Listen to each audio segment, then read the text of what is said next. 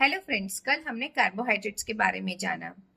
Serials जो होता है वो कार्बोहाइड्रेट से रिच होता है और उसमें प्रोटीन का प्रोपोर्शन कम होता है, जबकि पल्सेस यानी दालें होती है वो प्रोटीन रिच होती है और उसमें कार्बोहाइड्रेट्स का प्रोपोर्शन कम होता है। प्रोटीन से हमें पर ग्राम 4 किलो कैलोरीज जितनी एनर्जी मिलती है। प्रोटीन्स जो है वो अपने बॉडी में हर एक सेल का एक स्ट्रक्चरल और फंक्शनल कंपोनेंट होता है। वो हमारे बॉडी में एंजाइम्स बनाने में, हार्मोन्स बनाने में और जी हाँ, यहाँ तक कि अपना हीमोग्लोबिन का भी एक मेजर पार्ट होता है।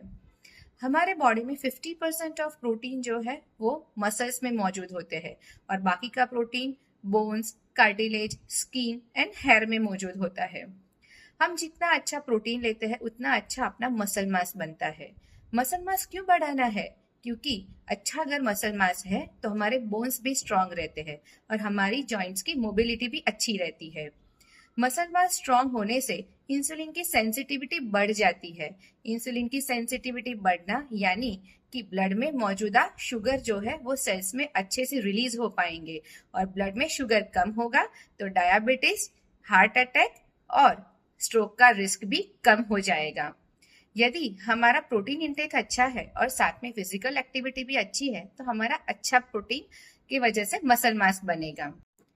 प्रोटीन का फॉर्मेशन 20 तरह के अमीनो एसिड से बनता है और इन 20 अमीनो एसिड्स में से 9 अमीनो एसिड ऐसे हैं जो कि हम बॉडी में सिंथेसाइज नहीं करा पाते हैं, इसलिए उसको बाहर से फूड के रूप में लेना बहुत जरूरी है। अभी सीरियल्स यानी अनाज जो है उसमें लाइसिन नाम के अमीनो एसिड की कमी रहती है। पल्सिस यानी दालें में मिथियोनिन की कमी रहती है और नट्स में भी लाइसिन की कमी होती है। इसलिए जब भी हम 3:1 के प्रपोर्शन में अनाज और दालें लेते हैं तो सारे अमीनो एसिड्स हमें वेजिटेरियन फूड में से ही मिल जाते हैं। जी हाँ, इसके लिए हमें बाहर से नॉनवेज फूड की बिल्कुल भी जरूरत नहीं है, क्योंकि नॉनवेज फूड हमें प्रोटीन तो दे देता है लेकिन उसमें फैट का कंपोनेंट बहुत ज्यादा होता है, जिससे चल के फ्यूचर में हमें कार्डियोवास्कुलर रिस्क रहता है। अभी ये प्रोटीन रिक्वायरमेंट हमें अपने बॉडी वेट, हमारे फिजिकल स्ट्रेस और हमारे जेंडर के हिसाब से डिफरेंट होती है। यूजुअली ऐसा माना जाता है कि हमारे बॉडी वेट के हिसाब से 0.8 to 1 ग्राम पर बॉडी वेट जितना प्रोटीन इंटेक हमारा हर रोज होना चाहिए। अगर हम ये प्रोटीन इंटेक मेंटेन करते हैं तो हमें बाहर से कोई भी सप्लीमेंट्स की जरूरत नहीं पड़ती है। और जी हाँ, प्रोटीन का एक एंटी एजिंग प्रॉपर्टी भी होती है।